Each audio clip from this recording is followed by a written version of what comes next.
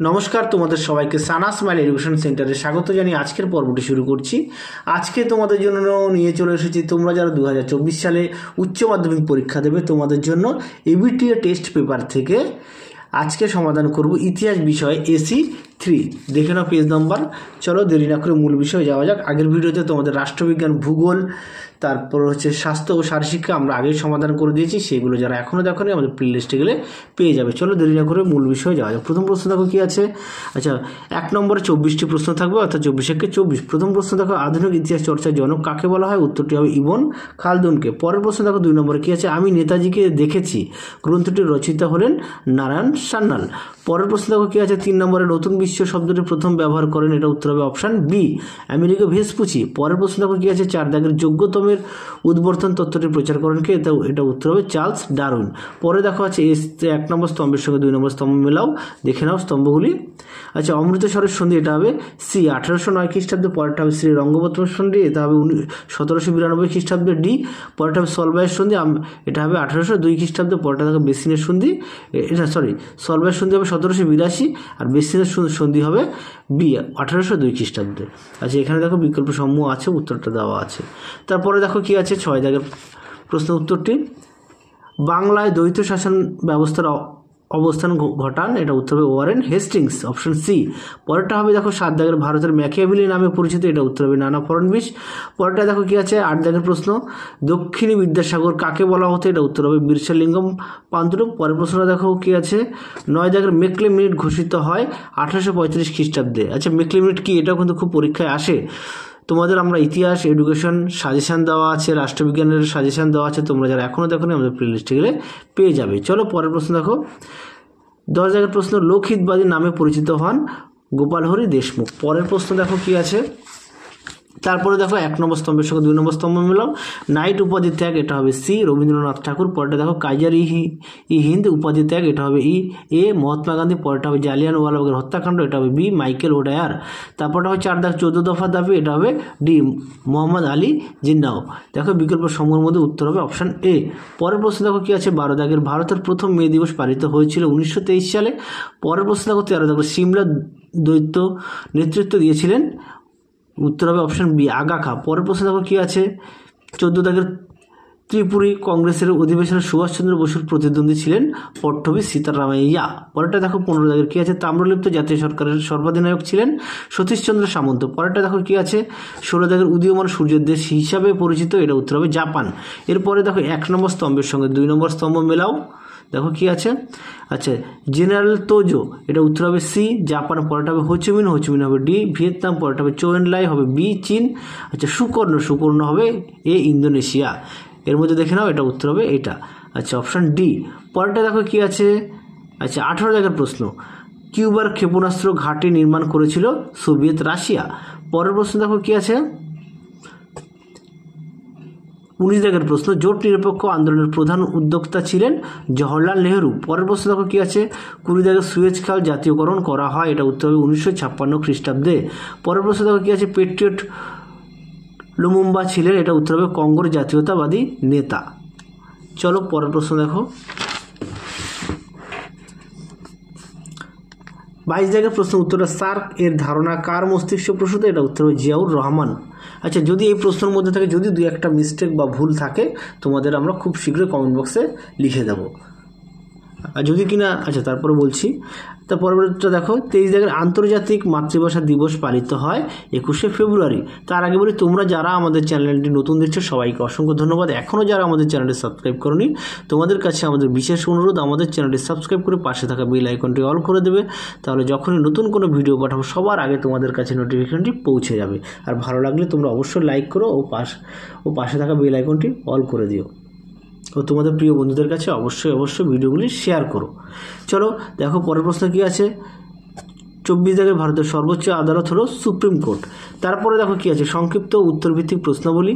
দেখো 2 নম্বরে কি আছে। নিম্নলিখিত প্রশ্নগুলির সংক্ষেপে উত্তর দাও। 1 নম্বর আছে 16টি প্রশ্ন থাকবে। এই সমস্ত প্রশ্নের উত্তরগুলি আমরা সুন্দর করে তোমাদের টাইপিং করে দেওয়া আছে, তোমরা একটু দেখে নাও। যদি কিনা 2-1টা টাইপিং বানানের মিস্টেক হয় পরবর্তী সময় আমরা সমাধান করে দেবো। চলো তাহলে দেখে নাও প্রশ্নগুলোর উত্তরগুলি।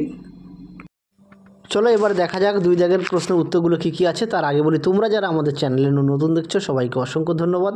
এখনও যারা আমাদের চ্যানেলে সাবস্ক্রাইব করেনি তোমাদের কাছে আমাদের বিশেষ অনুরোধ, আমাদের চ্যানেলটি সাবস্ক্রাইব করে পাশে থাকা বেল আইকনটি অল করে দেবে, তাহলে যখনই নতুন কোনো ভিডিও পাঠাবো সবার আগে তোমাদের কাছে পৌঁছে। আর ভিডিও ভালো লাগলে ছোট্ট একটা লাইক দিও, তোমাদের প্রিয় বন্ধুদের কাছে অবশ্যই শেয়ার করো। চলো প্রথম প্রশ্ন কী আছে দেখো 1 দাগের, আমেরিকা মহাদেশ কে আবিষ্কার করেন? উত্তর হবে 1492 সালে ক্রিস্টোফার কলম্বাস আমেরিকা মহাদেশ আবিষ্কার করেন। পরে দেখো 2 নম্বর প্রশ্ন কী আছে, ভাস্কো দা গামা কবে ভারতে আসেন? উত্তর হবে 1498 সালে 20 মে। চলো দেখো পরে দেখো প্রশ্ন কী আছে, অথবা দিয়ে বর্ণবৈষম্য নীতি কোন দেশের বলবৎ হয়? উত্তর হবে দক্ষিণ আফ্রিকায়। পরে দেখো 3 দাগের প্রশ্ন আছে, ত্রয়োদশ উপনিবেশ কি? উত্তর হবে ল্যান্ডের স্টুয়ার্ট রাজাদের অদূরদর্শী রাজনৈতিক ও ধর্মীয় নীতির ফলে ইংল্যান্ডের প্রচুর মানুষ আমেরিকায় চলে যায়। সেখানকার ওলন্দাজ ও ফরাসি শক্তিকে পরাজিত করে ইংরেজরা যে 13টি উপনিবেশ গড়ে তোলেন তা ত্রয়োদশ উপনিবেশ নামে পরিচিত। এই প্রশ্নটি কিন্তু গুরুত্বপূর্ণ, পরীক্ষায় খুব আসে। চলো পরের প্রশ্ন দেখো কী আছে, 4 দাগের ফারুকশিয়ার ফরমান কি? এই প্রশ্নটা খুবই একটি গুরুত্বপূর্ণ প্রশ্ন।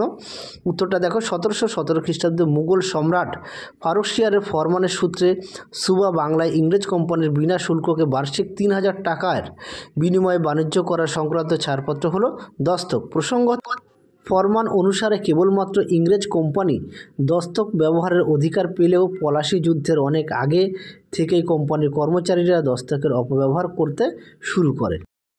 চলো এর পরের প্রশ্ন দেখো, সূর্যাস্ত আইন কি? প্রশ্নটি গুরুত্বপূর্ণ। উত্তরটি দেখো, লর্ড কর্নওয়ালিস প্রবর্তিত চিরস্থায়ী বন্দোবস্তে বলা হয় যে প্রতি বাংলা বছরের শেষ দিনে সূর্য অস্ত যাওয়ার আগে জমিদার বা তালুকদারকে তার প্রদেয় রাজস্ব পরিশোধ করতে হবে, অন্যথায় তার সমগ্র জমিদারি বা তার অংশবিশেষ সরকার বাজেয়াপ্ত করে নেবে। এই বিধি সূর্যাস্ত আইন নামে পরিচিত। এটা ভালো করে তোমরা পড়বে আর বড় প্রশ্নগুলো অবশ্যই বাড়িতে না দেখে মুখস্থ করে লিখবে। চলো পরের প্রশ্ন দেখো 5 দাগের কী আছে, ভারতে কবে রেলপথ প্রথম স্থাপিত হয়? উত্তর হবে 16 এপ্রিল 1853 সালে। পরের প্রশ্ন দেখো 6 দাগের কী আছে, কলকাতা বিশ্ববিদ্যালয়ের প্রথম উপাচার্য কে ছিলেন? উত্তরটি হবে সুপ্রিম কোর্টের প্রধান বিচারপতি স্যার উইলিয়াম কোলভিল। আর আমাদের ভিডিও তোমাদের কেমন লাগছে অবশ্যই কমেন্ট বক্সে জানিও। যদি ভালো লাগে তোমরা অবশ্যই লাইক দিও ও পাশে বেল আইকনটি অল করে দিও, তাহলে পরবর্তী নোটিফিকেশন পাঠালেই তোমাদের কাছে পৌঁছে যাবে। চলো পরের প্রশ্ন দেখো কী আছে, শ্রীরামপুর ত্রয়ী কাদের বলা হয়? উত্তর হবে বাংলার হুগলি জেলার শ্রীরামপুর 1800 সালে একটি ছাপাখানা গড়ে ওঠে, নাম শ্রীরামপুর মিশন প্রেস। এই প্রেসটি, এখানে বানানটা একটু ভুল আছে, এই প্রেসটি গড়ে তোলেন উইলিয়াম কেরি, তারপর হচ্ছে জোসেফ মার্সম্যান, এই বানানটা একটু ভুল আছে, দুঃখিত। পরবর্তী উত্তর জোসেফ মার্সম্যান ও উইলিয়াম ওয়ার্ড নামে 3 জন মিশনারি।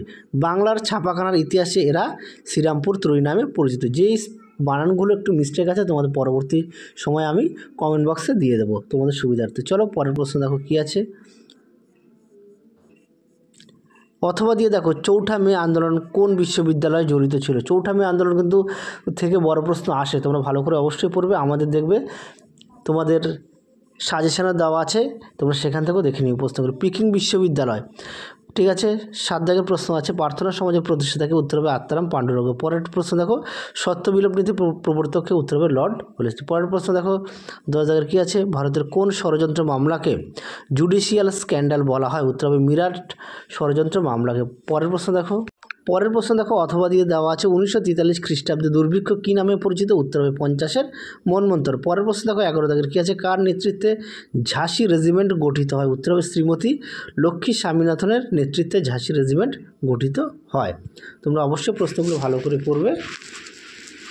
আর খুব শীঘ্রই বাকি তোমাদের বিষয়গুলো আমরা নিয়ে আসতে চলেছি, 2-1 দিনের মধ্যে তোমরা বিস্তারিত পেয়ে যাবে।